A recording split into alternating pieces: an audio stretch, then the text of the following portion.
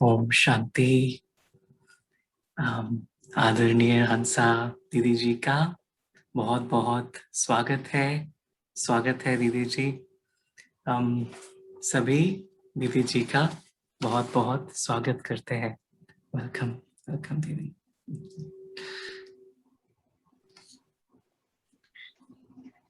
So we'll just we can all wave to our dear Didi as we welcome her together.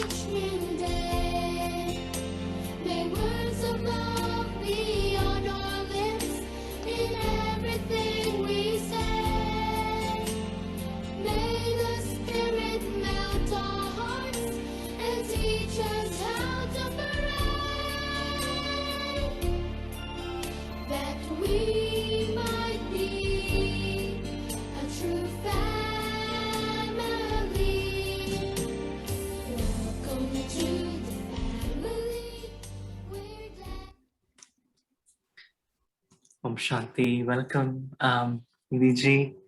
Thank you so much, brother. Thank you, आदरणीय अंसा दीदी जी। बाबा के बहुत विशेष अनन्य रतन है। 40 वर्षों से बाबा के यज्ञ में समर्पित रूप से सेवाएं दे रहे हैं। हमारी दादियों दीदियों के बहुत नजदीक और बहुत बहुत उनसे पालना दीदी जी ने ली हुई है। वर्तमान समय से ओरिजिनली गुजरात से हैं दीदी, और वर्तमान समय सैक्रामेंटो जो कैलिफोर्निया की कैपिटल भी है, तो वहां पे बाबा ने दीदी जी को भेजा और वहां दीदी जी ने बाबा की सेवाएं स्थापन की। बाबा का बहुत सुंदर वहां सेंटर है, परिवार है। साथ में सैक्रामेंटो की विशेषता है कि करीब 800 से भी अधिक जो चर्चेस हैं वहां पे हैं, और दीदी जी वहां के इंटरफेथ जो अलग अलग धर्मों के साथ में और कैसे बाबा के ज्ञान के साथ दीदी उनके बहुत ही विशेष काउंसिल मेंबर भी हैं, तो बाबा की विशेष प्रेरणाएं देते हैं। साथ में दीदी ने बहुत सारी बाबा की पुस्तकें और सीडीज का भी की भी सेवाएं दी हुई है। हमने दीदी जी को पीस विलेज में कई बार मिले हैं और हमेशा उनसे एक जैसे बाबा कहते हैं ना, ज्ञानी जीवन योगी जीवन, तो वो ज्ञान की अथॉरिटी, योग की अथॉरिटी, उनके हर शब्द में वो शक्ति है जो हमें बाबा के साथ का अनुभव कराती। तो आज हमारा विशेष सौभाग्य है कि दीदी जी ने हमें समय दिया बाबा के साथ के, और विशेष हमारी आदरणीय मनमोहिनी दीदी जी के भी साथ के कुछ अनुभवों से हमें लाभान्वित करेंगे। तो थैंक यू दीदी जी एंड वेलकम टू बाबा's फैमिली। ओम शांति। Thank you so much. आप सबने भी विशेष सौरभ भाई यहाँ इतनी सुंदर सेवाएं कर रहे हैं, तो हमें इंक्लूड कर दिया आप सबके साथ। और वर्तमान टेक्नोलॉजी ऐसी है कि सभी को बहुत इजी हो जाता है एक दूसरे को मिलना। तो रोज कहाँ ना कहाँ कैसे भी बाबा ने काम बहुत शॉर्ट एंड स्वीट करा दिया है कि बच्चे 1 सेकंड में पहुंच जाओ। ऐसे तो बाबा कहते बच्चे 1 सेकंड में ऊपर आ जाओ, लेकिन ये भी एक विज्ञान की कमाल है। 1 सेकंड में ऊपर जाने के लिए साइलेंस पावर चाहिए, और अभी 1 सेकंड में कोई भी दुनिया के कोने में जाने के लिए ये झूम, हाँ, साइंस का पावर है। अच्छा, आप सबने बड़ा प्यारा गीत बजाया, शुक्रिया उसके लिए भी। देखो ये हमारा परिवार है और यही सबसे बड़ी शक्ति है हमारी। कि हम लोग बहुत सारे प्रकार के इंटरफेथ के लीडर्स का हो या अलग अलग चर्च के लीडर्स को मिलते हैं, वो लोग वहां पर जैसे कि जॉब की तरह काम करते हैं। और जब वो मधुबन जाते, सेंटर पर आते, तो कहते कि आप सबकी सबसे बड़ी शक्ति है कि आप परिवार में रह के काम कर रहे हो। आपका परिवार है, आपकी कोई धनी धोरी है, कुछ है भी दादी जी को बताएंगे, दादी जी को पूछेंगे, दादी जी ने आपके लिए ब्लेसिंग भेजा, दादी जी ने आपके लिए गिफ्ट भेजा। अरे वाह, हमारा तो ऐसा कोई कहने वाला, सोचने वाला, पूछने वाला ही नहीं है। तो कई बार हमें दुनिया वाले लोगों से मालूम पड़ता है कि परिवार का कितना बड़ा महत्व है। और हम सभी more than 1.5 million, almost 2 million बाबा के बच्चे पूरे विश्व में बाबा की ज्योति जगा कर बैठे हैं। तो ये बहुत ही निराला संगम युग है और निराला हम सब बच्चों का आपस का मिलना है। क्योंकि बाबा ने हमेशा कहा कि संगठन की शक्ति, जैसे आजकल भी न्यू थॉट चर्च के लोग बोलते हैं क्वांटम एनर्जी, साइंस में भी कहते कि जब कोई चीज कुछ लेवल पर पहुंचती है, कुछ परसेंटेज तक, तो उसमें एक शिफ्ट आती है। तो उस रीति से हम सब बच्चों की संगठन की शक्ति से, कलेक्टिव एनर्जी से बाबा इस संसार में शिफ्ट ला रहे हैं। और सबसे बड़ी शक्ति का आधार है हमारा शिव बाबा। लेकिन शिव बाबा तक पहुंचने का आधार है ब्रह्मा बाबा। और ब्रह्मा बाबा की समीपता का अनुभव करने के लिए कौन मदद करता है? हमारी दादियां। कई बार हम कहते हैं कि दादियां तो अभी अव्यक्त हो गई, हमें तो जो काम करना है वो करना है। अब हम दादियों के अनुभवों से, हमें तो प्रैक्टिकली फिजिकली तो मिलना नहीं है, तो क्या पाएंगे? क्यों हमें उनकी स्मृतियों को दोहराना है? क्योंकि जैसी स्मृति वैसी स्थिति, जिसकी स्मृति उस प्रमाण की स्थिति। Attention goes, energy flows.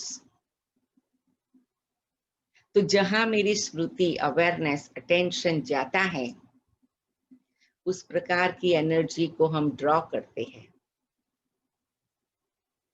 तो जिन महान आत्माओं ने अपने जीवन में बहुत सरल रीति से, नेचुरल रीति से बाबा के प्यार के आधार पर त्याग तपस्या का जीवन बनाया, उनकी स्मृति भी हमारी स्थिति को अनेक गुना शक्तिशाली बनाने में मदद करती है। मुझे कई लोग पूछते हैं कि आप जब ब्रह्मा कुमारी बनने का निर्णय किया तो आपकी उम्र क्या थी? तो 18 साल की उम्र थी। तो कहा उस जमाने में 40 साल पहले तो 18 साल की उम्र में बच्चे बहुत इतने मैच्योर नहीं होते थे। कई बातें होती थी जिसमें थोड़ा भोलापन, थोड़ा नाइव नेचर या मेंटल स्टेज रहती थी। इतना बड़ा डिसीजन सारी जिंदगी के लिए लेना, और उस समय पर तो बाबा का कार्य का विस्तार भी उस प्रमाण से नहीं था जो अभी हम देख रहे हैं। तो मैं सबको बताती हूँ कि 2 बातों का मेरे पर बहुत बड़ा प्रभाव पड़ा था। एक था कि मैंने दादियों से बाबा की जीवन कहानी की बातें सुनी थी। तो जब शुरू में 1936 में शिव बाबा ने ब्रह्मा बाबा के तन में प्रवेश किया और चारों ओर धूम मच गई साक्षात्कार की। बहुत लोग आते थे, जैसे बाबा के सामने बैठा, दृष्टि लिया, उड़ गया या उड़ गई बहन, कृष्ण के साथ रास करके आए, स्वर्ग को देख के आए। क्योंकि बाबा को शुरू में बच्चों को वो अनुभव कराना था कि तुम बच्चों की त्याग तपस्या का कितना बड़ा भाग्य आपको मिलना है, और वो अलौकिकता, वो दिव्यता की झलक बाबा को दिखानी थी, जिससे एक सुंदर प्रोसेस शुरू हो सके। इतनी बड़ी ट्रांजिशन होनी थी, इतना बड़ा एक जिसको कहे कि कार्य की शुरुआत करनी थी। तो उसके लिए हर एक के मन में भी ब्लूप्रिंट बाबा बनाना चाहता था, जिससे एक ऐसी शक्ति जागृत हो कि व्यक्ति अपने पुरानेपन से जंप करके नए जीवन में एंटर कर सके। तो उस समय पर एक व्यक्ति बाबा के पास आता है और वो कहता है, वो कृष्ण का बहुत बड़ा भक्त था और वो सिंध में उस समय पर one of the wealthiest and richest person था, और उसको कोई संतान नहीं था। और उसने कहा, मैं कृष्ण का ऐसा भक्त हूं, बस मुझे एक बार कृष्ण का थोड़ा सा नजारा मिल जाए, साक्षात्कार हो जाए, मेरा जीवन सफल हो गया, धन्य समझूंगा। बाबा के पास आया तो कहा, दादा आप सबको कृष्ण का अनुभव कराते हो, साक्षात्कार कराते हो, मुझे भी कराओ। तो बाबा तो बहुत सिंपल थे। बाबा ने कहा, मैं तो कुछ नहीं कराता हूँ, जो कि सत्य घटना थी। इस ब्रह्मा बाबा तो कुछ नहीं कर रहे थे, ये तो ऊपर वाला कराता है, जो जिसके योग्य होता है, जब वो रेडी होता है भगवान करा देता है। तो उसने कहा, नहीं दादा, आपके पिता कहते आप कराओ, आप अगर कराओ मुझे कृष्ण का अनुभव और कृष्ण का साक्षात्कार, तो मेरी सारी दौलत आपको दे दूंगा और आपकी संस्था को सपोर्ट करूंगा। वो था बड़ी दीदी का चाचा। तो बाबा मुस्कुराए कि लोकुमल, उसका नाम था लोकुमल, लोकुमल तुम भगवान से सौदा करने आए हो, और वो भी इस संसार की धन दौलत का। मेरे हाथ में तो ऐसे भी कुछ भी नहीं है, लेकिन तुम्हारी जो मनोवृत्ति है सौदा करने की, मुझे नहीं मालूम कि भगवान उससे प्रसन्न हो सकता है। तो उसने प्रयत्न किया, लेकिन जब उसकी मानसिक स्थिति इतनी समर्पित बुद्धि नहीं थी, तो उसे कुछ ऐसा विशेष अनुभव नहीं हुआ। तो फिर उसने अपने धन दौलत से जसलोक हॉस्पिटल खोला बॉम्बे में, जो अभी भी है पैडर रोड पर, जो कि बहुत मशहूर है। उसकी वाइफ का नाम था जस्सुमती, उसका नाम था लोकुमल। तो जसलोक, हस्बैंड और वाइफ का दोनों का नाम लेकर के। तो मेरे को ये बात बहुत अच्छी लगी थी। उस समय पर तो मैं काफी छोटी थी, लेकिन वो मेरे दिल को स्पर्श कर गई थी कि बाबा का कार्य सचमुच परमात्मा का कार्य है, सर्वशक्तिवान शिव बाबा का कार्य है, जिसे कोई खरीद नहीं सकता है। और ब्रह्मा बाबा का इतना गहरा विश्वास है शिव बाबा पर, शिव बाबा के कार्य पर, कि कभी भी धन दौलत के कारण कॉम्प्रोमाइज नहीं होता है। क्योंकि संसार में, संस्थाओं में जो कुछ भी होता है, उसमें कहाँ ना कहाँ, कभी ना कभी फिजिकल धन का प्रभाव आ जाता है। लेकिन बाबा ने कभी भी उस बात को कॉम्प्रोमाइज नहीं किया, जो शिव बाबा के सारे सिद्धांत हैं। तो कहने का तात्पर्य कि जब भगवान इस धरती पर आता है, तो उसका कार्य करने का तरीका अपना होता है, और हमें उस कार्य करने के तरीके को समझना है। तो बाबा का बनना और बाबा के कार्य के तरीके को समझना, ये दो बातें बहुत महत्व की हैं और वो हमें हमारे पूर्वज आत्माओं से मिलती है।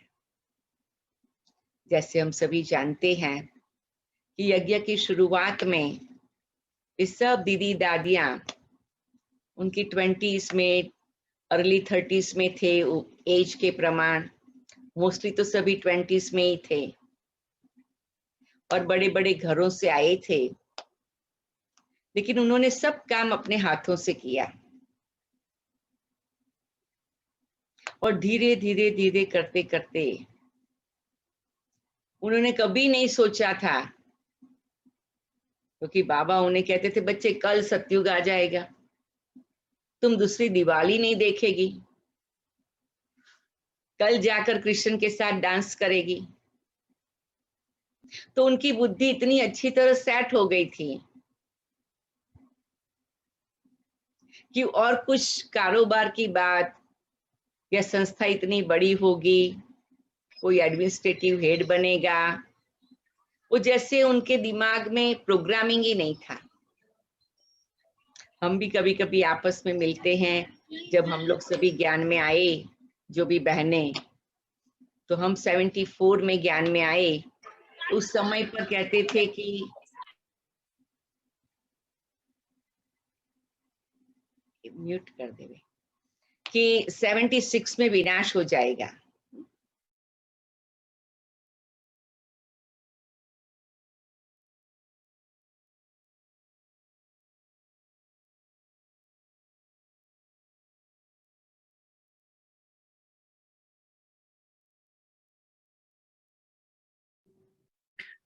ओम शांति। दीदी जी सॉरी, शायद म्यूट हो गया था आपका, एक बार अनम्यूट कर सकेंगे please? Thank you. No problem. तो हमें होता था कि हमारे पास तो केवल 1.5 साल है पुरुषार्थ करने का, है ना, तो हम तो 24 घंटा मुरली साथ में लेके घूम रहे थे। तो कहने का तात्पर्य कि ये जो दादियां हैं, जिसको हम पूर्वज आत्माएं कहते हैं, कि जिन्हों के जीवन में दिल और दिमाग की स्क्रीन पर, मन और बुद्धि के दर्पण में एक इतनी सुंदर, इतनी गहरी स्वच्छता और सफाई थी कि उसके ऊपर इस संसार का कोई प्रभाव नहीं पड़ सकता, कभी नहीं पड़ सकता।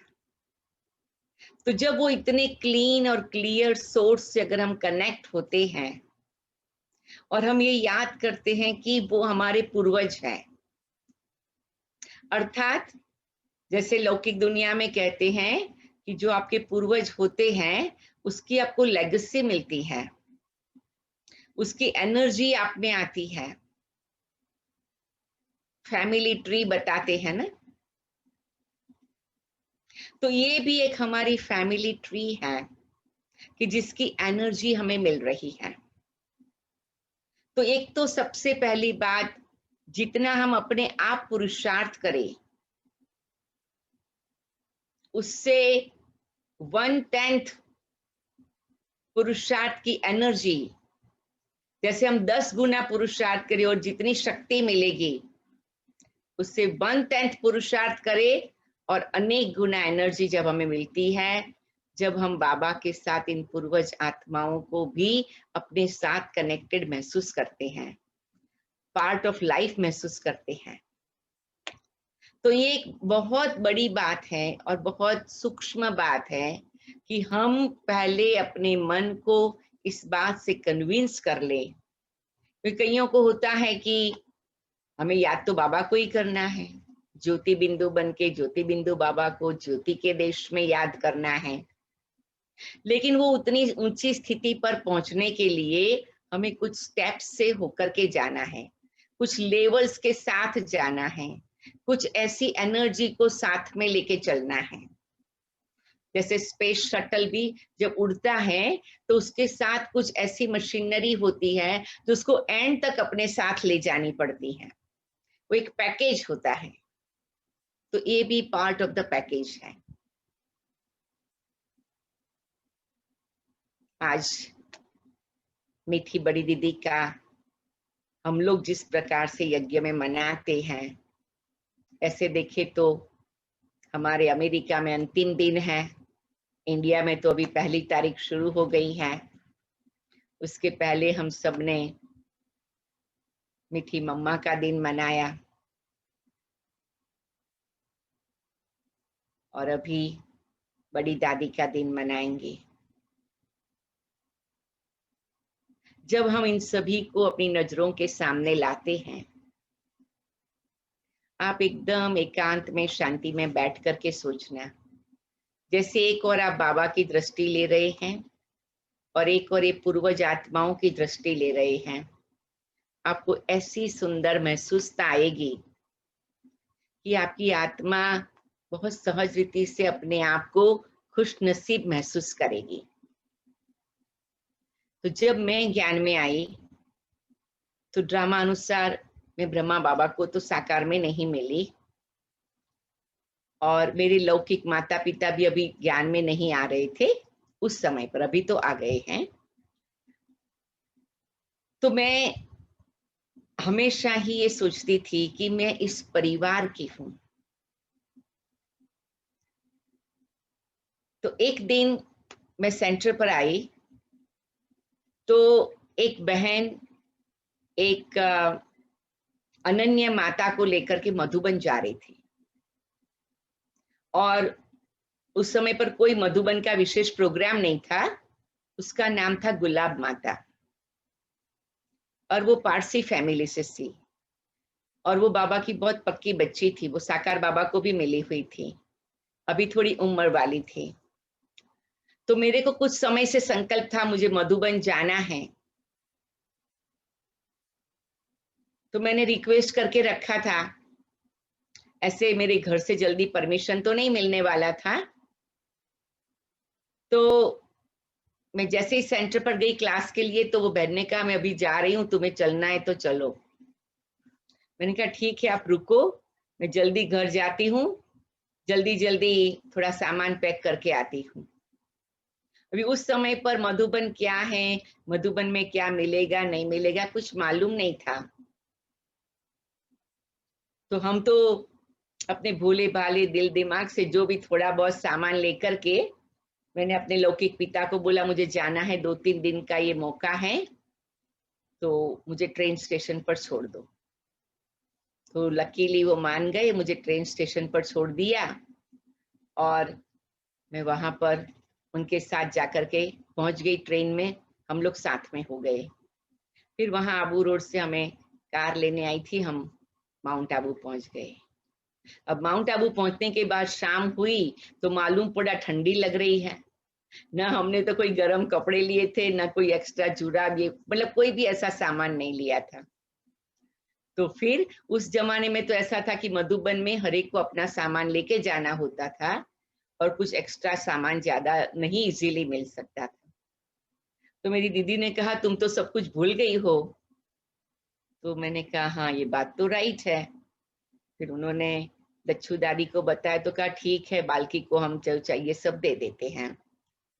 तो दूसरे दिन सवेरे हमको वहां मालूम पड़ा कि बहुत सीनियर टीचर्स जो 20, 25, 30 साल से सेंटरों में रहती थी, उनकी भट्टी चल रही थी। तो लगभग 100 से भी कम बहनें थी, और मैं छोटे से लौकिक ड्रेस में पीछे जाकर के हिस्ट्री हॉल में बैठ गई। तो फिर बड़ी दीदी दादी दोनों ने मुझे एंड में बुलाया, मिले।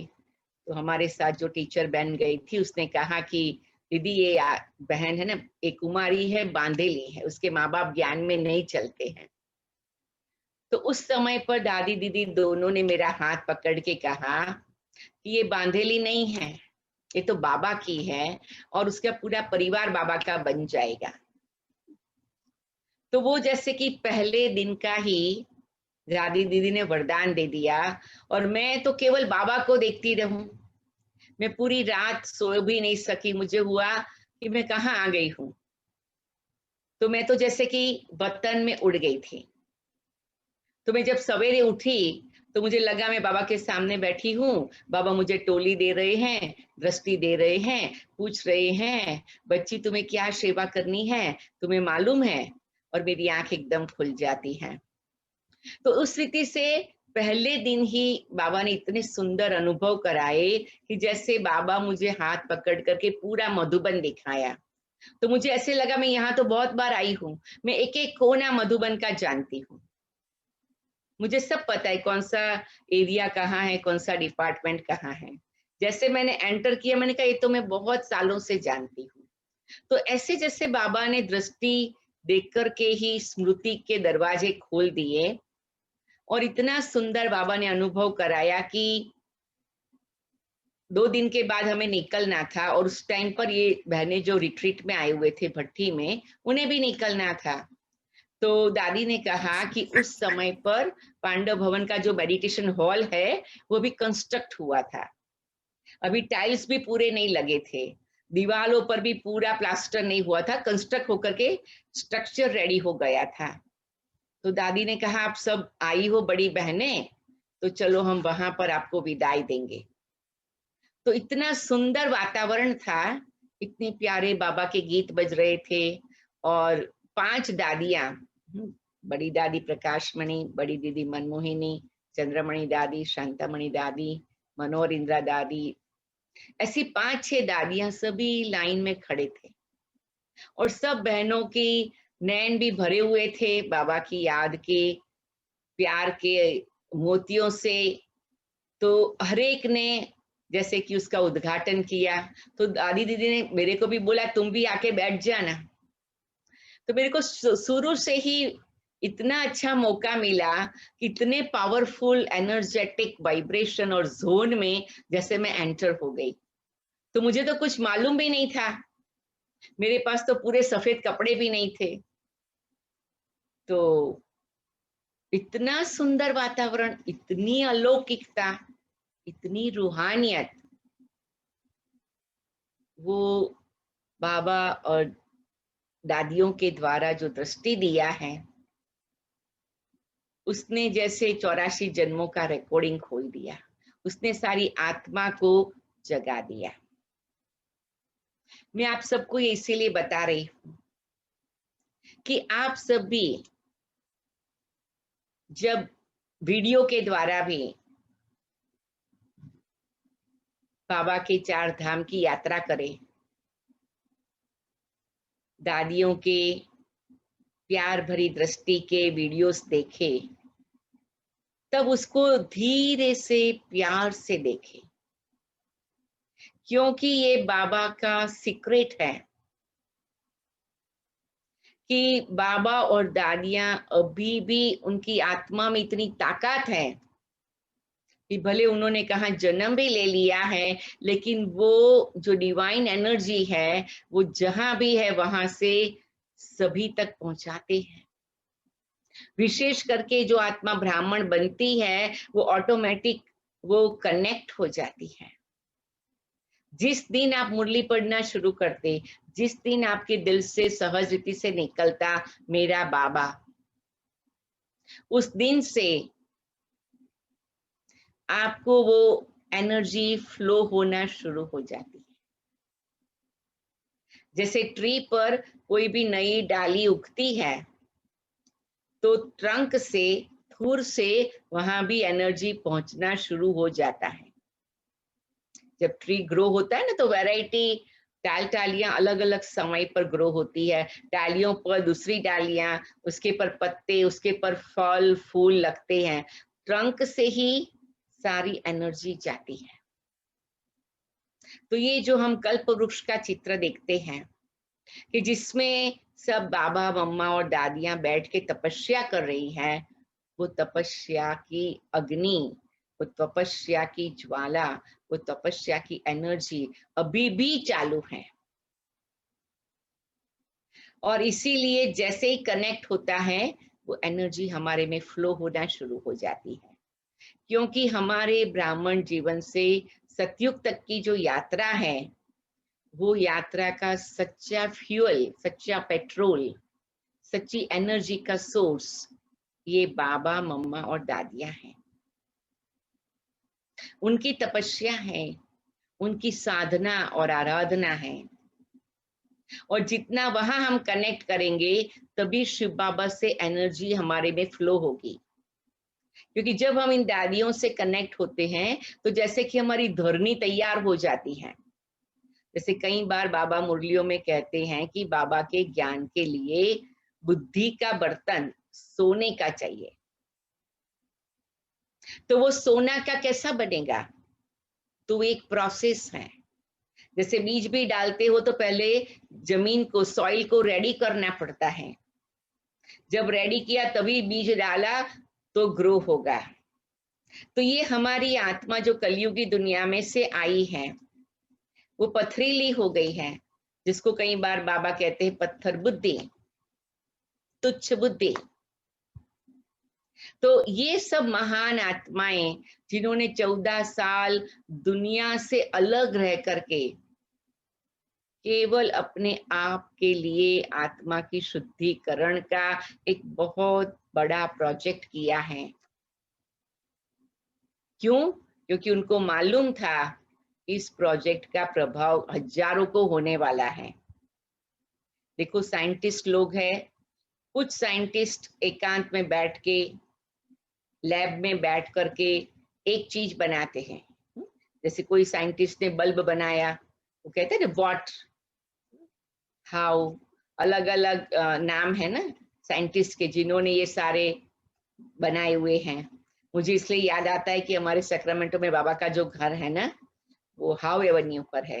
हमने कहा हाउ कौन है, तो he was one of the scientist.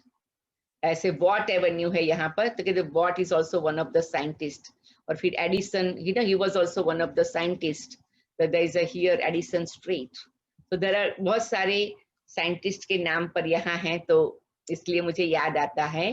तो एक व्यक्ति ने बनाया, राइट? फिर तो अभी तो हजारों कंपनियां बना रही है और करोड़ों करोड़ों लोग यूज कर रहे हैं। लेकिन जिसने बनाया उसका तो बेचारे की तपस्या हो गई ना। कि हमारी सारी दादियां वो साइंटिस्ट है, स्पिरिचुअल साइंटिस्ट। उन्होंने हमारे लिए ये सब कुछ तैयार करके रखा। अब हमें यूज करके अनेकों को मदद करानी है। तो बड़ी दीदी के साथ का हमारा शुरू से ही ऐसा प्यार का रिश्ता रहा, क्योंकि बड़ी दीदी को हमेशा ख्याल होता था कि जो कुमारियां बंधन में हैं, जिसके माँ बाप अभी ज्ञान में नहीं चलते हैं, लेकिन उन कुमारियों को बहुत बाबा के लिए प्यार है, लगन है, तो दीदी उनका जरा ज्यादा ख्याल करती थी। तो हम जब भी मधुबन जाते थे, चाहे बाबा को मिलने के लिए, चाहे कुमारियों की भट्ठी के लिए, या कोई भी इस प्रकार के सेवा के प्रोग्राम के लिए भी, तो अभी तो हम फिर भी घर में रह करके जाते थे, और इवन कभी सेंटर पर भी आ गए थे तो छुट्टी लेते थे। उस जमाने में तो दादी दीदी दोनों छुट्टी देते थे, और उस समय पर बहुत प्यारे गीत बजते थे, और खास मिश्री, बादाम और इलायची, ये 3 चीज देते थे कि गो सुन कम सुन, उसको कहते थे गो सुन कम सुन टोली। तो छुट्टी के टाइम हरेक को ये 3 चीज दादियों से, दीदी दादी से लेनी होती थी, और टोली आदि छोटी मोटी गिफ्ट। तो बड़ी दीदी को इतना ख्याल था, कभी कभी मुझे होता है कि ऐसे तो मैं कोई एक्स्ट्राऑर्डिनरी कोई बात का परफॉर्मेंस नहीं कर रही थी, ना मेरे पास कोई ऐसी एक्स्ट्राऑर्डिनरी स्किल थी, क्योंकि मैं तो 18-19 साल की थी और अभी तो कॉलेज में पढ़ाई कर रही थी। लेकिन बाबा से बहुत प्यार था, और बाबा का ही बनना है, बाबा का बन के ही रहना है, ये संकल्प जरूर था। तो दीदी दादी मुझे हमेशा डबल गिफ्ट देते थे। बोला तुम हिम्मत करके आई हो ना, इसलिए तुम्हें एक गिफ्ट एक्स्ट्रा। और बड़ी दीदी को इतना ख्याल होता था सबका, तो बड़ी दीदी मुझे जो भी विशेष प्रकार की टोली बनी हुई होती थी, तो जो टोली वाली बहन होती थी उसको बोलती थी 4 पीस डाल के दो, और कहती थी ये तुम्हारे बाप के लिए, तुम्हारे माँ बाप के लिए, उनको जाकर के बोलना मेरी दीदी ने दिया है, और देखना उनका कल्याण हो जाएगा। ये दीदी के शब्द ऐसे तीर के समान लग गए ड्रामा अनुसार, जो कुछ साल लगे, लगभग 5-6 साल लगे, लेकिन मेरे लौकिक पर पूरा परिवार ज्ञान में आ गया। उसमें कुछ भाई बहने संबंध संपर्क में हैं, लेकिन मेरे लौकिक पिताजी घर गृहस्थ में रहते हुए भी 100% यज्ञ के ट्रस्टी बन गए, और बाय प्रोफेशन उनका अटर्नी का पार्ट है। अभी भी मतलब अपना कारोबार कर रहे हैं। अभी तो ऑलमोस्ट 92 इयर्स हो गए, तो जब से कोविड हुआ तो कारोबार कम कर दिया या बिल्कुल बंद कर दिया, लेकिन तब तक कर रहे थे। तो उन्होंने लगभग 38 इयर्स तक यज्ञ की लीगल कारोबार किया। कई ऐसे लीगल कारोबार थे जब, क्योंकि अभी तो हमारे पास बहुत बड़ा ग्रुप है अटर्नीज का और सारी लीगल टीम भी है, लेकिन वो समय था कि जब कोई ऐसा व्यक्ति नहीं था। रमेश भाई कहते थे कि मेरे साथ कि कोई ऐसे कॉन्फिडेंशियल हो जो हमें एकदम तटस्थ होकर के सच्ची बात बताए और बाबा के कार्य को भी अच्छी तरह चला सके। तो मुझे कई बार होता है कि ये बड़ी दीदी का वरदान था, और वो भी केवल मेरे को नहीं, मेरे जैसी हजारों बहनों को बड़ी दीदी ने वरदान देकर दृष्टि से उनका कल्याण किया था, उनको मुक्ति, जीवन मुक्ति दिलाई थी, कहे कि उनके परिवार वालों को भी बाबा का बनाया था। तो बड़ी दीदी की दृष्टि में एक ऐसी विशेष शक्ति थी, क्योंकि बड़ी दीदी का बाबा से इतना गहरा प्यार था। बड़ी दीदी बहुत बहुत इंटेलिजेंट थी, बहुत बुद्धिशाली थी और बहुत रमणीक भी थी। तो मैं उस समय पर फिर दादी दीदी की आज्ञा से, शील दादी के भी संकल्प था, तो मैं बम्बई में कुछ प्रोग्राम के लिए गई थी, तो फिर वहां ही मुझे रोक दिया था। तो मैं गामदेवी सेंटर में थी, तो वहां से कुछ हाई कोर्ट के जजेस को फर्स्ट टाइम मधुबन लेके गए थे, तो मेरे को भी उनकी सेवा के लिए साथ में जाने का हुआ था। तो वहां हम लोग सब प्रकार का क्लासेस, कोर्सेस शीलू दीदी आदि ने कराया, दादी दीदी से भी मिलना हुआ। फिर जब उनकी छुट्टी लेनी थी तो दीदी जी खास उनको मिलने आए थे। तो दीदी ने कहा, आप सबने योग सीख लिया, आप सबका मन बुद्धि एकाग्र हो गया? तो सबने कहा हाँ, अभी तो पहले से काफी अच्छा हो गया है। फिर कोई ने कहा कि दीदी हम कैसे समझे कि हमारा योग लग गया है? दीदी कहती, मुझे तो लगता है आपका योग लग ही गया है। तो कहा कैसे? ऐसे प्यार से, रमणीकता से चिटचाट कर रहे थे। दीदी ने कहा यहाँ आओ। तो दीदी ने उस जज को अपने सामने बिठाया, हाई कोर्ट का जज था, बहुत बड़ी पोजीशन उस जमाने में, तो काफी कहेंगे। तो दीदी ने छोटा सा कॉइन लिया और उसके सिर पर रखा ऐसे करके, है, और थोड़ा सा प्रेस कर दिया, और दीदी की डिवाइन एनर्जी, रूहानी शक्ति, पवित्रता की शक्ति, वो तो ऐसे भी एकदम जिसको कहे कि अशरीरी जैसा बनी गया, एकदम योग की स्थिति का अनुभव कर लिया। फिर दीदी ने धीरे से वो अपनी अंगुली ले लिया, अपना अंगूठा, लेकिन उसके साथ सिक्का भी ले लिया। दीदी ने कहा, देखो ये सिक्का अभी आपके ऊपर एकदम स्थिर हो गया, क्योंकि आपका योग एकदम लग गया है। वो व्यक्ति ऐसे ही थोड़ी देर तक बैठा रहा। फिर वो, तो दीदी ने कहा देखो, तो थोड़ा सा उसने सिर हिलाया, तो सिक्का तो गिरा नहीं, क्योंकि सिक्का था ही नहीं। उसने कहा देखो सिक्का एकदम आपके पास स्थिर हो गया है। तो वो इतना हंसने लगा। फिर उसने ऐसे ऐसे हाथ करके देखा, तो सभी फिर 6-8 जो जैसे उनकी वाइफ थी, टोटल 15 लोगों का ग्रुप था, सब इतना प्यार से हंसने लगे। तो कहा दीदी आपकी तो कमाल है, आपने तो हमें बहुत अच्छा योगी बना दिया। तो दीदी में वो रमणीकता थी, और दीदी कभी भी कोई भी व्यक्ति बड़ा हो, छोटा हो, पोजीशन वाला हो, ये हो वो हो, उसको रिस्पेक्ट जरूर देती थी, लेकिन उसके प्रभाव में कभी नहीं आती थी। वो हमेशा ही उस रीति से व्यवहार करती थी कि जैसे कि सभी बाबा के बच्चे हैं। जैसे हम ब्रह्मा बाबा के लिए कहते हैं कि उनके सामने कोई भी आता था, इवन जर्नलिस्ट भी आ जाए, कोई भी आ जाए, तो बाबा उनको रिस्पेक्ट जरूर देता था। लेकिन बाबा बात तो करता था बच्चे बच्चे करके ही, है ना। ऐसे बड़ी दीदी हमेशा कहती थी भाई जी बहन जी, ऐसे प्यार से ना। तो कहते थे कि बड़ी दीदी जब भी किसी को दृष्टि देवे और कोई भी प्रश्न पूछे, तो बड़ी दीदी की दृष्टि ऐसी ट्रांसपेरेंट थी और उस व्यक्ति को भी ऐसी एक शक्ति दे देती थी कि वो व्यक्ति कभी भी दीदी के आगे झूठ नहीं बोल सकता था। तो बड़ी दीदी कभी कभी कपल्स को मिलती थी तो प्यार से कहती थी कि आप दोनों लक्ष्मी नारायण बनने वाले हो ना, रोज लक्ष्मी नारायण का पिक्चर देखते रहो। कुमारियों को मिलती थी तो कहती थी कि आप गोप गोपियां बनने वाले हो। तो ऐसे बड़ी दीदी हमेशा ही सबको एकदम उमंग गुस्सा दिलाती थी। मुझे एक बात की, जैसे बड़ी दीदी ने बहुत बड़ी गिफ्ट दिया ऐसा लगता है। तो जब हम मधुबन जाते थे उस समय पर, तो बाबा की पधरामणी होती थी, तो रात को बाबा को मतलब भोग स्वीकार कराते थे। जैसे अभी भी आप सबने देखा होगा, 3-4 साल पहले जब दादी गुलजार जी के तन में प्यारे बाबा की पधरामणी होती थी, तो एंड में भोग स्वीकार कराते दादियां उनको ना। तो उस समय पर ऐसे होता था कि हम लोग दोपहर में, आत्म प्रकाश भाई और सारी टीम होती थी कि बाबा के लिए भोग बनाते थे। तो हम लोगों को बहुत अच्छा लगता था कि दीदी कहती थी जाओ बाबा के लिए भोग बनाओ, तुम कन्हैया की कन्हैया हो, कन्याएं हो कन्हैया के, तुम बनाओ भोग बाबा को खिलाओ। तो हम सब बड़े प्यार से जाते थे, बाबा को भोग स्वीकार कराते थे। फिर दीदी रात को बुलाती थी हम सबको कि आओ आप लोग भी बाबा को खिलाओ। बाबा भी आप लोग को खिलाया, आप लोगों ने भोग बनाया, दोपहर का आराम का त्याग किया। तो एक बार दीदी ने कहा कि बाबा को मीठी कोकी बहुत अच्छी लगती थी। वो गेहूं के आटे में घी डाल के, सुगर कार्डमम सब डाल के उसको बनाते हैं। तो कहते बाबा को गरम गरम कोकी खिलाएंगे। तो हमने कहा ठीक है। तो उस समय पर प्यारे बाबा मेडिटेशन हॉल में आते थे, 500-600 भाई बहनों को मिलना होता था।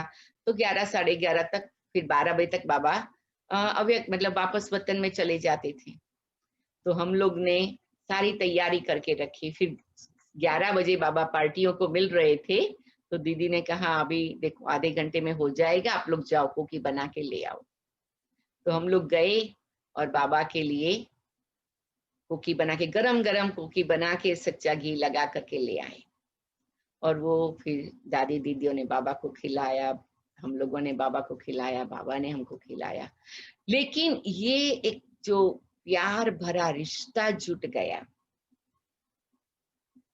इतनी बड़ी दीदी ने हम सबको बाबा की समीपता का अनुभव करा दिया कि चाहे दुनिया की कोई आंधी आए, कोई तूफान आए, कोई भी बात आए, कुछ भी हो जाए, हमें उसकी कोई असर न हो सके। दादी जानकी हमेशा कहती है कि आप बाबा के बच्चे किस आधार पर बने।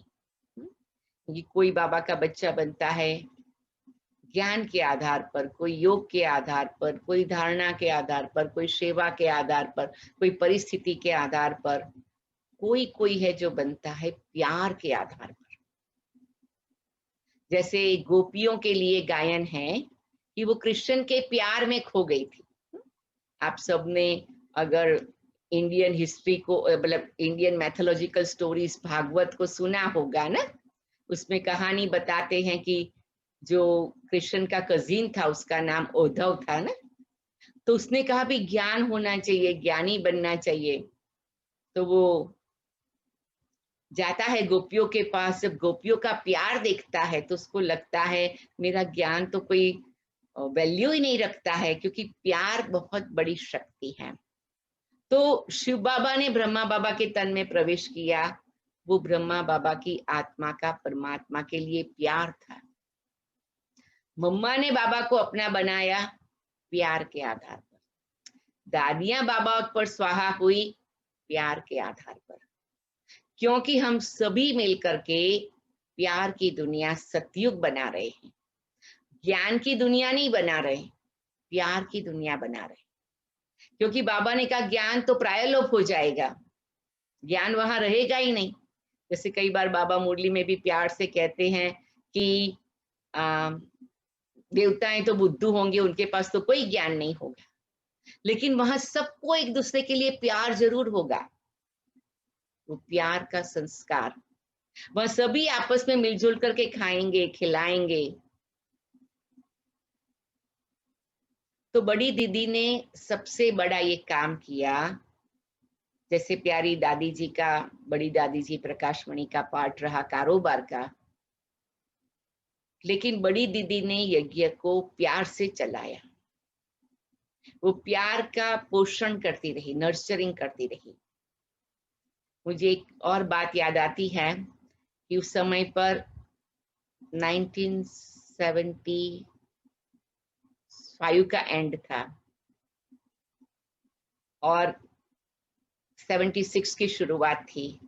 तो 1975 28 दिसंबर हम लोग कुमारियां जो कॉलेज में पढ़ती थी और कॉलेज के बाद पढ़ाई पूरी करके सेंटर में जाने का हमारा लक्ष्य था। ऐसी दीदी ने 4-5 दिन के लिए भट्ठी रखी थी। तो दीदी ने हंसी हंसी में कहा था कि तुम सब आएंगे 75 में, वापस जाएंगे 76 में, क्योंकि वो 28 दिसंबर से 3 या 4 जनवरी तक की भट्ठी थी। तो बोला 1 साल के लिए आप सबको बुला रही हूँ। ऐसे तो 4-5 दिन का था, लेकिन दीदी ने इसे प्यार से कहा। तो दीदी हमेशा ही कुमारियों को और जो भी बहनें आती थी उनको एक बहुत सुंदर साकार बाबा का अनुभव कराती थी। जब बाबा साकार में थे तो कई बार ठंडी के दिनों में बाबा बच्चों को मक्खन मानी खिलाते थे। आप सबने सुना होगा। सौरभ भाई, आपके पास कोई माता जी को बोलना सबको खिलावे बना करके। तो इतनी छोटी छोटी चपाटी बनाते और वो उसी टाइम उस जमाने में सगड़ी होती थी कोयले की। तो वहां ही जहां पर प्रोसेस करते मतलब सेलिब्रेशन करते थे, वहां ही 5-10 फुट दूर ही वहां पर सगड़ी पर माताएं इतनी छोटी छोटी चपाटी बनाएंगी। फिर एकदम फ्रेश बना हुआ, उस जमाने में तो फ्रेश मक्खन बनता था, तो उसको चपाटी पर रखेंगे। दूसरी बहन उसके ऊपर थोड़ी सी चीनी डालेगी और तीसरी बहन, चौथी बहन उसको बड़ी दीदी के हाथ में देंगी। और बड़ी दीदी उसको ऐसे पकड़ करके, कोई बहन जो बड़ी दीदी के सामने है, बड़ी दीदी उसको उस समय पर बड़े प्यार से दृष्टि दे रही है और वो जो यादों के बहुत सुंदर गीत बजते थे बाबा के और बड़ी दीदी उसके मुख में डालती थी, तो सबके नैनों में प्यार के आंसू आ जाते थे। वो नर्चरिंग, फिजिकली भी नर्चरिंग फूड होता और स्पिरिचुअली भी नर्चरिंग एनर्जी होती। तो बड़ी दीदी वो ख्याल करती थी। तो हम लोग 200 कुमारियां थी, तो बड़ी दीदी 6 घंटा बैठी, पूरा 6 घंटा, सुबह में 8 बजे से लेकर दोपहर में 2 बजे तक, और सबको बड़ी दीदी वो खिलाती गई। एकदम ऐसा लगता था कि जैसे अव्यक्ति वातावरण है। तो बड़ी दीदी ने सबको इतना प्यार दिया, इतना दुलार दिया और सबको यज्ञ की सभी प्रकार की नीति, नियम, संयम, कायदे सिखाए, बहुत प्यार से सिखाए। मेरा ड्रामा अनुसार ये पार्ट रहा कि मैं 78 में कुछ प्रोजेक्ट्स के लिए बंबई गई थी। मैं उस समय पर नडियाद में थी, गुजरात में। तो फिर वहां ही श्री दादी ने मुझे रख लिया, तो वे बंबई में फिर 6 साल रही। तो वो ड्रामा अनुसार इतना गोल्डन टाइम रह गया कि उस समय पर जो गामदेवी सेंटर है वहां पर सब दादियां आती थी। उस समय पर सारा कारोबार गामदेवी सेंटर से चलता था, क्योंकि बड़ी दीदी की छोटी बहन श्री दादी, जिसको बाबा कहते थे मुंबई का गवर्नर, वो सारा कारोबार मुंबई के संभालते थे। यज्ञ की खरीदारी, कोई की तबीयत को दिखाना, जो भी कारोबार होता था छोटा बड़ा, तो उनके साथ में रही 6 साल श्री दादी के साथ। तो बड़ी दीदी हमेशा वहां आकर रहते थे ठंडी के दिनों में, जैसे चेकअप कराना हो तभी भी। तो बड़ी दीदी ने हमेशा हम सबको अमृत वेला कराते थे। तो उस समय पर वो हमें बहुत प्रेरणा देते थे कि आप सब प्रकार की सेवा करो। तो 1983 में हम सब very first time universal peace hall बना था मधुबन में, पांडव भवन के सामने। तो वहां कॉन्फ्रेंस करने वाले थे। तो 82 में दादी वहां, बड़ी दीदी वहां थे। अगस्त का मास था, रक्षाबंधन के दिन थे।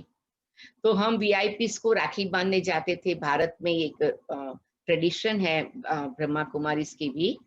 तो हम लोग कल्याण जी आनंद जी को राखी बांधने गए थे, जो कि भारत के बहुत बड़े संगीतकार हैं। तो वो बाबा का जो गामदेवी सेंटर है, उससे समझो ड्राइव करके जाओ तो 15 मिनट में पहुंच जाओ, उतने नजदीक रहते थे। तो बड़ी दीदी के हमारे पास थे गामदेवी सेंटर में। तो कल्याण जी आनंद जी ने बोला हम राखी के बदली में क्या देवे। तो हमने कहा कि आप आओ, बड़ी दीदी से मिलो और ब्लेसिंग लो। कहते ठीक है, हम पूरा ग्रुप आएंगे, पंकज उदास, कल्याण जी आनंद जी, साधना, सरगम, अलका, अग्नि, लोग सब बहुत यंग थे उस समय पर ना। तो सभी लगभग 15 लोग बड़ी दीदी को मिलने आए। तो बड़ी दीदी ने सबसे बातचीत किया, प्यार की, टोली, गिफ्ट के वो। फिर बड़ी दीदी ने कहा कि अभी आप अपनी बड़ी बहन को क्या गिफ्ट देंगे, कल्याण जी आनंद जी को। तो कहा आप जो कहो। तो कहा आपको मधुबन आना है और कॉन्फ्रेंस में आपको गीत बजाना है। तो 83 में जब सबसे पहली कॉन्फ्रेंस हुई, तब कल्याण जी आनंद जी बड़ी दीदी के निमंत्रण पर फिर हम लोग गामदेवी से उनकी सारी प्रोग्राम ऑर्गेनाइज किया और लेकर के गए। तो 83 फरवरी में बड़ी दीदी ने, मतलब जो कॉन्फ्रेंस हुई उस समय पर, फर्स्ट कॉन्फ्रेंस में बड़ी दीदी थे। और 83 की मई मास में बड़ी दीदी की तबीयत थोड़ी, जैसे कि कभी कभी चक्कर आ जाता था, ब्लड प्रेशर पर इफेक्ट होता था। तो अप्रैल मई में ऐसे कुछ हो रहा था बड़ी दीदी को। तो फिर बड़ी दीदी को डॉक्टर को दिखाया। फिर डॉक्टर ने कहा कि दीदी को बम्बई ले जाओ, क्योंकि लगता है कि कोई बड़े स्पेशलिस्ट को दिखाने की जरूरत है। तो बड़ी दीदी को फिर बम्बई लाए। तो फिर जसलोक हॉस्पिटल के बहुत अच्छे डॉक्टर ले लिए थे, जो कि बहुत क्लोज थे, हमेशा ही बड़ी दीदी उनके पास चेकिंग कराने जाते थे। और वो तो बड़ी दीदी के चाचा की हॉस्पिटल थी। और बड़ी दीदी के फिर लौकिक भाई, जब वो चाचा ने शरीर छोड़ दिया, तो फिर बड़ी दीदी के लौकिक भाई सारा और उनके कजिन, उनके नेफ्यूज और वो लोग सारा ही उनके ट्रस्टीज उनको बना दिया था। तो बहुत बार जसलोक हॉस्पिटल में फिर चेकिंग आदि के लिए ले गए, तो मालूम पड़ा कि बड़ी दीदी को तो ब्रेन में ट्यूमर है। तो उस समय पर तो ये शब्द सुनना भी तो बहुत बड़ी बात थी, क्योंकि भारत में भी मुश्किल से किसी को इस प्रकार की बीमारी होती थी, या किसी को होती होगी, लेकिन कोई डायग्नोस नहीं कराते थे। जैसे कोई की तबीयत खराब हुई, पर उसी हालत में मोस्टली हो सकता है शरीर छोड़ देते होंगे या क्या, लेकिन इस प्रकार का डायग्नोसिस होवे और इस प्रकार से। तो डॉक्टर भगवती थे, इसलिए बाबा की अव्यक्त मुरली में भी आप लोगों ने सुना होगा। तो वो बम्बई हॉस्पिटल में थे, वो जसलोक हॉस्पिटल में नहीं थे। लेकिन वो ये ब्रेन के कारोबार के न्यूरोलॉजिस्ट कहो या जो, कि वो सबसे बड़े उस समय पर स्पेशलिस्ट थे। तो फिर उनको दिखाया गया। तो उन्होंने कहा ठीक है, बड़ी दीदी को यहाँ एडमिट कर दीजिए, हम सर्जरी करेंगे। तो बड़ी दीदी को जैसे एक अलग प्रकार की ही, जिसको कई प्रेरणा आ रही थी।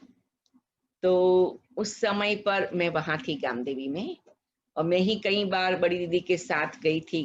डॉक्टरों के पास भी जाना होता था, शील्डा दी, रमेश भाई जी भी जाते थे, लेकिन एक साथ साथ में मददगार भी बहन चाहिए, तो मैं जाती थी।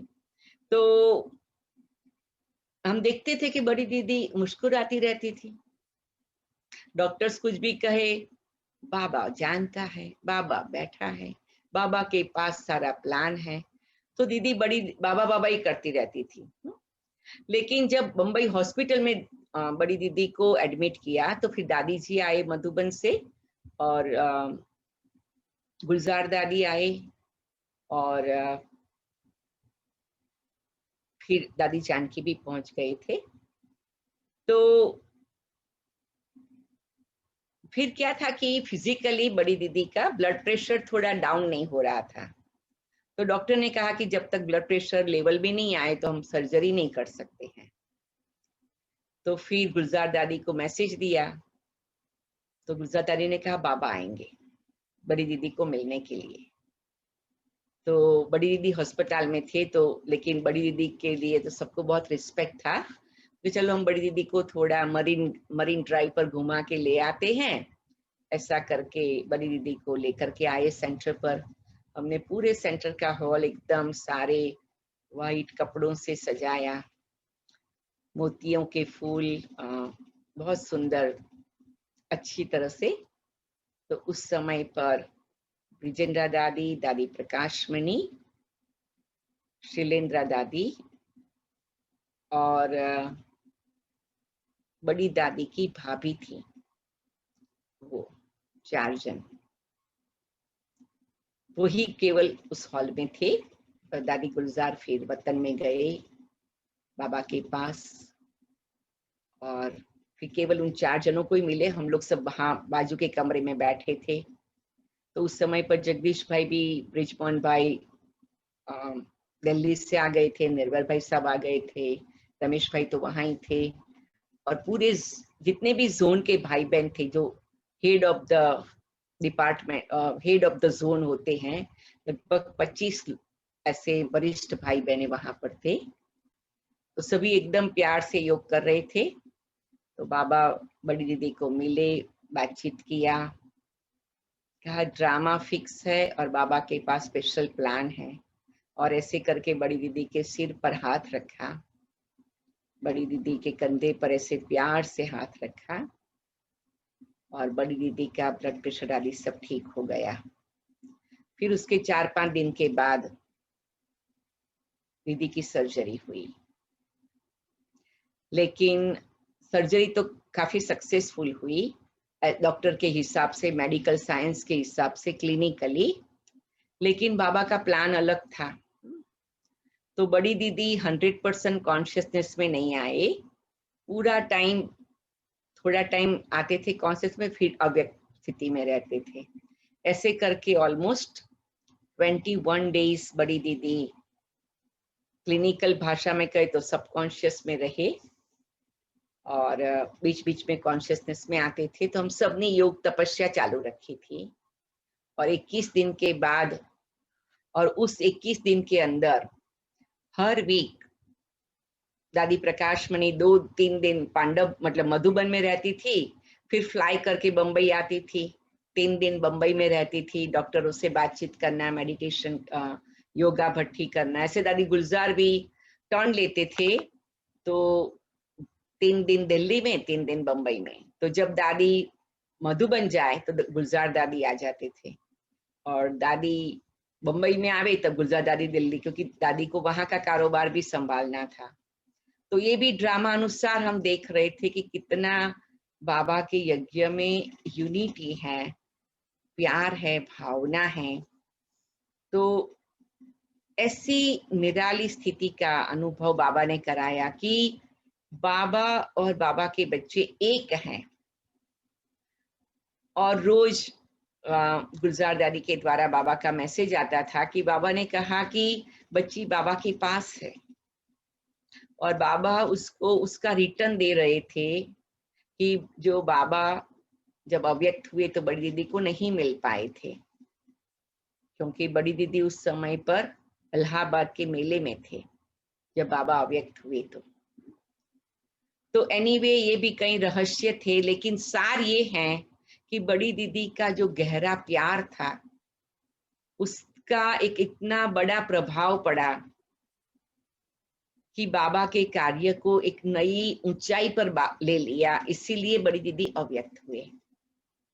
तो 21 दिन के बाद फिर फाइनली डिसाइड हुआ, डॉक्टरों ने कहा कि अभी, और बाबा का भी मैसेज आया कि अभी बड़ी दीदी को अव्यक्त होने का टाइम है, क्योंकि बाबा के पास उनके लिए फ्यूचर का स्पेशल प्लान है। तो फिर बड़ी दीदी ऐसे क्लिनिकली ऑफिशियली तो अव्यक्त हो गई। तो उस दिन की रात मुझे याद है, जब सब लोग घर आए वापस, तो फिर दादी जी बैठे, तो दादी ने कहा, हंसा अभी हमें सबको बताना होगा कि कल फिर बड़ी दीदी को लेकर के निकलेंगे यहाँ से। तो दादी जी दूसरे दिन फ्लाइट में मधुबन जाने वाले थे, और रमेश भाई और सारा क्रू बड़ी दीदी की बॉडी को इंजेक्शन आदि जो भी लगाना पड़े वो करके फिर वैन में लेके जा रहे थे, ताकि हर रास्ते पर जितने भी सेंटर थे उन सबको बड़ी दीदी के फाइनल दृष्टि मिले और उसके प्रति का रिस्पेक्ट कर सके। तो मैं वहां बैठी दादी जी के साथ और मैं सबको फोन लगाती गई, लगभग 40 जगह पर फोन लगाया, और जो भी बहन भाई को लगा था कि भी भाई साहब अच्छा अभी बड़ी दादी आपसे बात करते हैं, बड़ी दादी का समाचार सुनाते। फिर मैं बड़ी दादी को फोन वाइप करके, क्योंकि उस जमाने में घुमाने का फोन होता था और वो कोडलेस फोन भी नहीं था 83 में ना, तो फिर मैं बड़ी दादी को देती थी। तो ऐसे करते करते 1-1.5 घंटे में हम लोगों ने 30-40 जगह पर सबको मैसेज दे दिया। दादी ने कहा जिसको भी मधु बनाना है आ जाओ, बड़ी दीदी का 2 दिन के बाद हम अंतिम संस्कार करेंगे। और तब तक दादी जानकी भी पहुंच गए। दादी जानकी की भी तबीयत उस समय पर बहुत नाजुक थी। तो फिर बड़ी दादी लेट गए, सब करके फिर दादी को दूध पिलाया। शाम का टाइम था, लगभग 9:30-10 बज गए थे। तो मैं बड़ी दादी के सिर को थोड़ा थोड़ा मसाज कर रही थी। तो बड़ी दादी इतना निश्चिंत होकर के सोई थी। इतनी बड़ी बात एक और देखा जाए तो, हाँ, लेकिन दूसरी ओर बाबा में इतना गहरा विश्वास। तो मैं बड़ी दादी के पाँव में थोड़ा मसाज किया, फिर मैं थोड़ा थोड़ा सिर पर ऐसे मसाज कर रही थी थोड़ा सा। तो मुझे लगा कि मैं बड़ी दादी को नहीं, नारायण को देख रही हूँ। इतना सुंदर, जिसको कहे कि एक व्यक्तित्व, पर्सनालिटी थी कि जैसे एक नारायण लेटा हुआ है यहाँ पर ना, ऐसी दादी की पावरफुल स्थिति थी। ऐसे दादी जी कई बार कहते थे कि मैं बड़ी दीदी को बहुत मिस करती हूँ, फिर कहते थे नहीं नहीं, मुझे लगता है बड़ी दीदी मेरी बाजू में ही बैठी है, तो रोज मुझे मिलती है। तो इस प्रकार से जैसे यज्ञ में भी कहते थे, दादी दीदी 2 शरीर आत्मा एक, मतलब जो यूनिटी का एक जिसको कहे कि प्रमाण कहो, प्रूफ कहो, वो दादी दीदी दोनों थे। तो दीदी की तो बहुत सारी विशेषताएं मुरलियों में तो आई थी, तो मैंने कहा मैं आप लोगों को वो सुनाऊंगी कि शायद कुछ बातें इतनी सबको पता नहीं होती है। तो इस रीति से एक बार मैं फिर से कहती हूँ कि हम सबका, हमारे यज्ञ की पूर्वज आत्माएं, जिसको कहते रूट्स, मूल, उससे कनेक्शन होना बहुत जरूरी है। कोई भी डाली चाहे रूट से 10 फुट दूर ऊंची भी होती है, लेकिन जब तक अगर वो रूट से डिस्कनेक्ट हो गई, ट्रंक से डिस्कनेक्ट हो गई, तो उसकी ग्रोथ का कोई गारंटी नहीं रहता है। लेकिन जब तक वो रूट से कनेक्टेड है, उसकी हरियाली एश्योर्ड है, जरूर है। ऐसे हम बच्चों को भी एक खास याद रखना है। इसलिए हर मास को हम उन महान तपस्वी श्रेष्ठ आत्मा, उनकी स्मृति में रखते हैं, क्योंकि उनकी स्मृति ही हमें संसार की सभी बातों से छुटकारा दिलाएगी, सभी प्रकार की दुख शांति के बीच में से एकदम उपराम होने में मदद करेगी। तो वर्तमान समय, अंतिम समय में ये पूर्वज आत्माओं के साथ का हमारा प्यार का रिश्ता, वो हमारी नाव को पार उतारेगा, हमारी सब समस्याओं का समाधान करेगा, हमारी जो रूहानी यात्रा है उसको सहज बनाएगा। तो मैं आपको रिक्वेस्ट करूंगी कि आप इस बात का महत्व जानते ही हैं, जानते ही होंगे, लेकिन उसको और भी दृढ़ता से करें। तो अभी जो बड़ी दादी का दिवस मनाएंगे, पूरा मास बड़ी दादी की विशेषताएं, धारणाएं, शिक्षाओं को नजरों के सामने रखेंगे।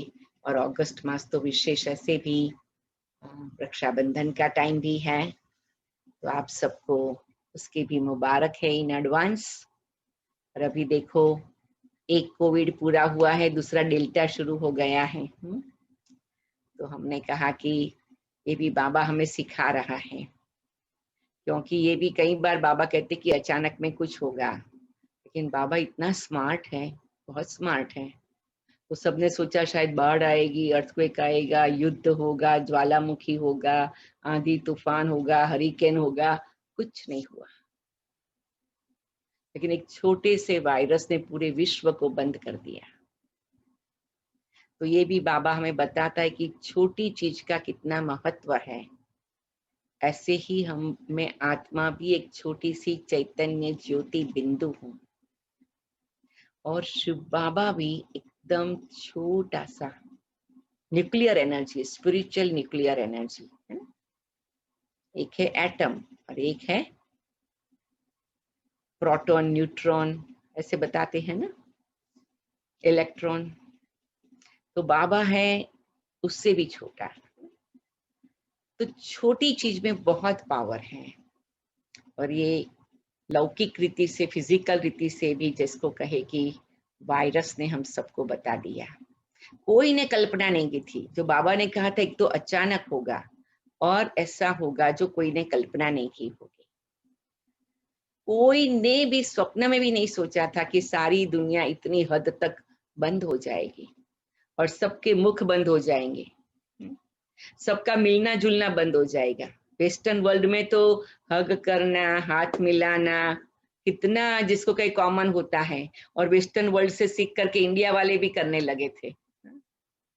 बाबा ने सबको क्लीन कर दिया, अभी सब डरते हैं। तो भगवान की करामत, प्रभु तेरी लीला अपरम अपार है, तेरी गतमत तू ही जाने। तो ये सारी बातें हमारे बाबा के प्रति के विश्वास को बहुत पक्का कराती है। और निश्चय बुद्धि विजयंती, जिसका विश्वास पक्का है उसका तो विजय निश्चित ही है। तो हम सब एक साथ में हैं, और साथ में ही मिल करके उड़ करके बाबा के पास पहुंच जाएंगे। और बाबा और दादियां वहां हमारे लिए स्वागत करने के लिए बैठे हैं। तो आज सवेरे हम सबने भी डिसाइड किया कि कल से लेकर के, जैसे बाबा मम्मा की वाणी में जादू था, ऐसे दादी की वाणी में अमृत था। जब दादी मुरली सुनाते पांडव भवन में, हिस्ट्री हॉल में, मेडिटेशन हॉल में, फिर ओम शांति भवन में, तो दादी के आवाज में जैसे एक निराली गुंजन होती थी। वो वाइब्रेशन ही अलग होते थे जो आज तक किसी के नहीं हो सके। जैसे बाबा मम्मा की कंपैरिजन नहीं, ऐसे बड़ी दादी की भी कंपैरिजन नहीं। और ये भी देखो बड़ी दीदी की कितनी नम्रता थी। बड़ी दीदी ने कभी भी स्टेज पर बैठ करके मुरली नहीं सुनाई, क्योंकि बाबा ने दादी को निमित्त बनाया। तो कहा दादी आप टीचर, हमें स्टूडेंट। कितनी बड़ी नम्रता थी। हाँ, हमारे पास, मेरे पास तो बड़ी दीदी के इतने सारे प्रसंग हैं। कितनी बार तो ड्रामानुसार ही मौका मिला कि हम बड़ी दीदी के साथ बैठ करके पांडव भवन में भी बड़ी दीदी और दादी जिस छोटे से डाइनिंग रूम में बैठ के भोजन करते थे, वहां पर बैठ करके भोजन कितनी बार किया। और बड़ी दीदी देखती थी हम कैसे खाना खा रहे हैं, कैसे खाने के बाद हाथ धो रहे हैं, कैसे बर्तन ठीक करके रख रहे हैं। वो छोटी छोटी बातें बड़ी दीदी सिखाते थे। गामदेव में भी बड़ी दीदी आकर रहते थे, तो जब हम भोग का टेबल सजाते थे, भोग का क्लॉथ रखते थे, सब देखती थी। कहती हाँ तुमने ठीक किया। फिर कभी कभी कहती यहाँ आओ, मुझे लगता है आज आपको कहीं जाना है। मैंने कहा क्यों दीदी, आपको कैसे मालूम? कहते तुमने ये बेडशीट है ना ऐसे जल्दी से रख दिया है, तो उसको फोल्ड ठीक नहीं किया है ना। तो ऐसे करके। और फिर कभी कभी हम कहीं कोई पाठशाला में क्लास कराने जाते थे, तो बड़ी दीदी जो डिजर्ट आदि होता था ना, वो मेक श्योर करते थे कि सबके लिए रखा है ना। मतलब बहुत छोटी छोटी बातों में जैसे दीदी ने माँ की तरह पालना दिया। तो हमको दीदी दादी ने इतना प्यार दिया कि हमको कभी अपने लौकिक माँ बाप की याद नहीं आई, है ना। तो कहने का भाव कि अभी जो समय है, उस समय में भी दीदी दादी हमारे लिए अवेलेबल है। तो हमने ये डिसाइड किया कि रोज जैसे हम 18 जनवरी में, मतलब जनवरी मास में थोड़ा सा भी बाबा का आवाज सुनते, साकार वाणी का ना, फिर मम्मा का आवाज सुनते। तो हमने सोचा हम कल से लेकर के 31 डे तक रोज बड़ी दादी का थोड़ा सा आवाज सुनेंगे, बड़ी दादी की मुरली या कोई भी प्रोग्राम में कहीं भी, तो आप सब भी चाहे तो ऐसा कर सकते हैं। और दूसरा, बड़ी दादी के लिए आप सबको भी मालूम है कि जो प्यारे बाबा जब अव्यक्त हुए तो बड़ी दीदी के हाथ में हाथ रखा था और कहते बाबा ने अपनी सारी डिवाइन एनर्जी विल कर दिया, मतलब पास ऑन कर दिया, है ना। तो आज सवेरे मैंने योग में सोचा कितना सुंदर अनुभव। हमने कहा बाबा आपने दादी के हाथ में हाथ रखा, तो बाबा ने कहा केवल दादी के हाथ में हाथ नहीं रखा, आप सबके हाथ में हाथ रखा, आपको ये अनुभव करना है। मैंने कहा कैसे? बाबा ने कहा तुम आके बैठ जाओ बाबा के रूम में और विजुअलाइज करो कि बाबा के हाथ में दादी का हाथ है। फिर आप एक अपना हाथ ऊपर रख दो, एक अपना हाथ नीचे रख दो, फिर बाबा का दूसरा हाथ आपके ऊपर आ जाएगा, दादी का दूसरा हाथ आपके नीचे आ जाएगा, तो चारों ही हाथ साथ में हो जाएंगे।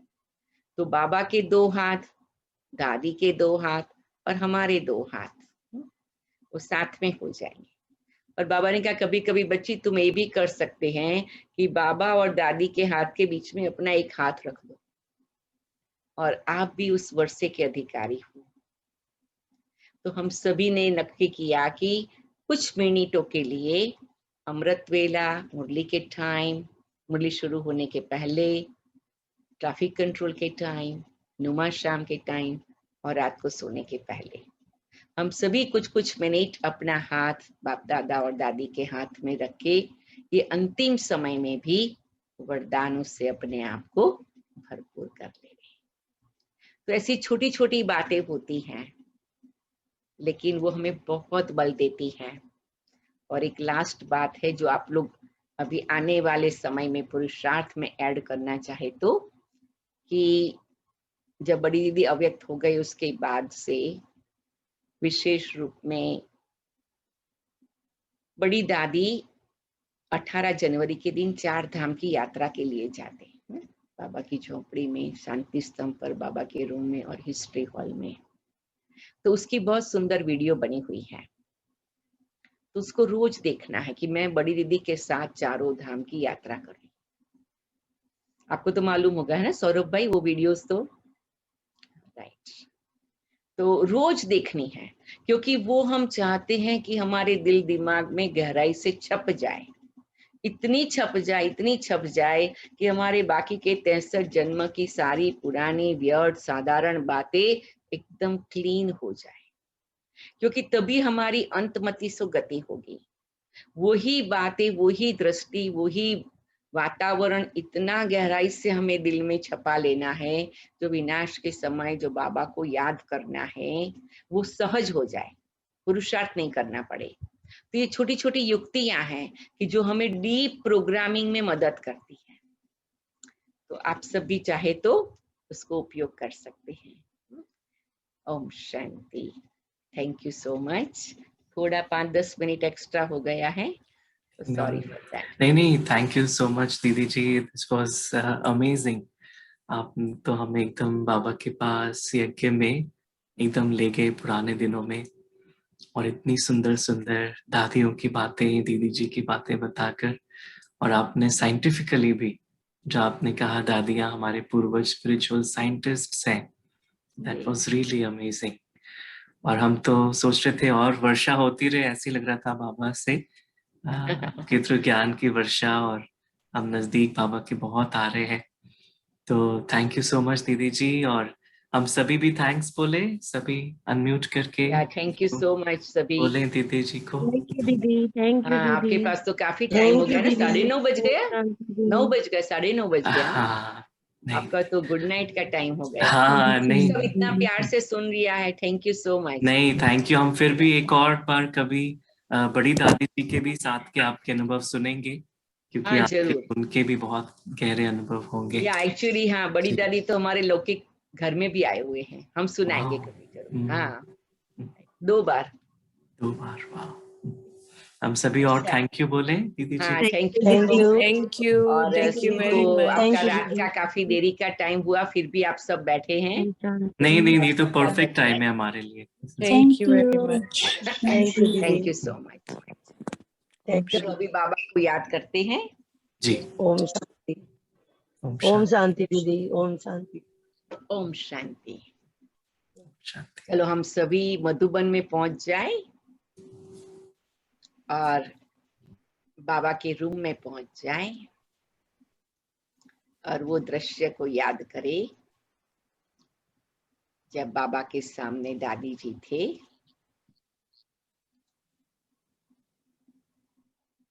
और बाबा का हाथ दादी जी के हाथ में।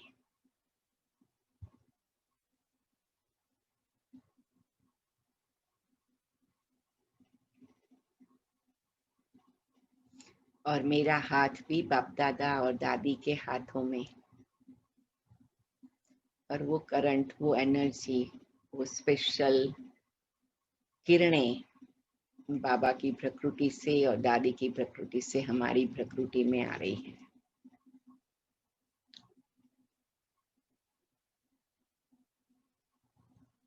और हमारे दिल दिमाग की सारी बातों को अनलॉक कर रही है, डीप हीलिंग भी कर रही है और हमारे 63 जन्मों की पुरानी बातों को क्लीनिंग भी कर रही है।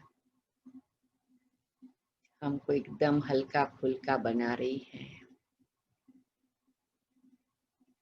दिव्यता के रंग में रंग रही है।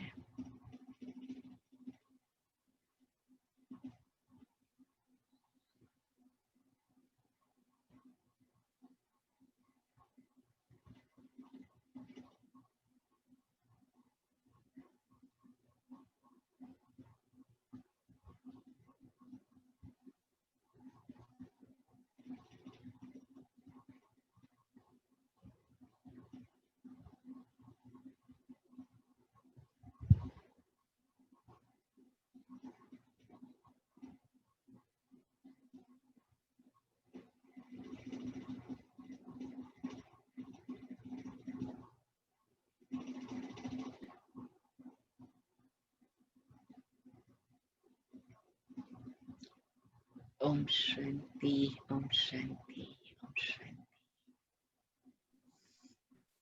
ओम शांति। थैंक यू सो मच दीदी जी।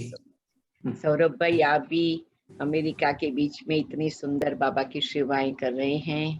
तो आपकी दुआएं हैं, बाबा अभिनंदन है। कराते हैं। बाबा आपको भी कांग्रेचुलेशन और आप सबको गुड थैंक यू नाइट। बाबा। बाबा इन योर ड्रीम, मम्मा इन योर ड्रीम, दादी in your dream, angelic sleep. ओम शांति। ओम शांति दीदी। गुड नाइट दीदी। ओम ओम शांति। Good night. शांति। यू दीदी। थैंक यू सौरभ भैया। ओम शांति। Thank you.